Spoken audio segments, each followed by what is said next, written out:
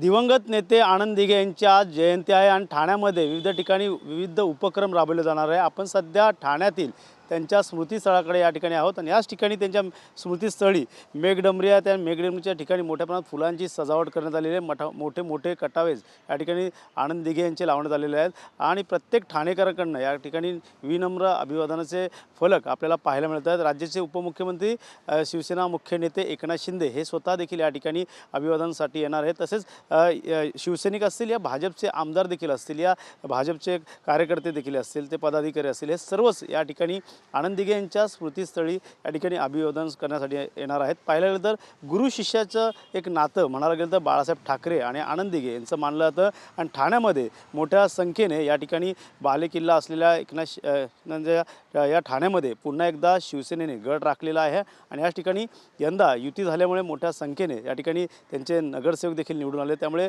पाहायला गेले तर राज्याचे उपमुख्यमंत्री एकनाथ शिंदे यांच्या हस्ते या ठिकाणी देखील महापौर बसवला जाणार आहे। पाहायला गेलं तर मोठ्या अटीतटीचा सामना या ठिकाणी विरोधक असतील या सत्ताधाऱ्यांचा आपल्याला पाहायला मिळत होता। मात्र पुन्हा एकदा अवैध असा युतीचा बालेकिल्ला या ठिकाणी आपल्याला पाहायला मिळतोय। त्यामुळे शिवसेना आणि भाजपचे अनेक पदाधिकारी कार्यकर्ते या ठिकाणी अभिवादनासाठी या स्मृतीस्थळी येणार आहे आणि मोठ्या संख्येने फुलांची सजावट या मेघडंबरी या ठिकाणी करण्यात आलेली आहे आणि त्यामुळे नक्कीच येणाऱ्या काळात पाहिलं तर पुन्हा एकदा महापौर कोणाचा असेल याकडे सर्वांची शंका होती। मात्र मोठ्या संख्येने या ठिकाणी शिवसेनेने आपले उमेदवार निवडून आले आणि याच ठिकाणी अनेक ठिकाणी बिनविरोध देखील निवडून आले। त्यामुळे पाहायला गेलं तर आता या ठिकाणी ठाण्यामध्ये महापौर कोणाचा असेल हे देखील पाहणं गरजेचं आहे। मात्र सध्या तरी ठाण्यातील स्मृतीस्थळ या ठिकाणी आनंद दिघे यांच्या ठिकाणी मोठ्या संख्येने फुलांची सजावट करत मेघडंबरी यांच्या ठिकाणी सजावट करण्यात आलेली आहे। तसेच अनेक नेते देखील या ठिकाणी उपस्थित असणार आणि ते देखील या ठिकाणी अभिवादन करणार आहेत।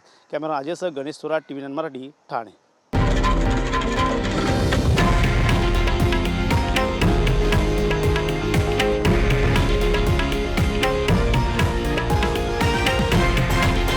हे आहे देशातील नंबर 1 न्यूज नेटवर्क आणि आपण पाहत आहात TV9 मराठी, एकमेव।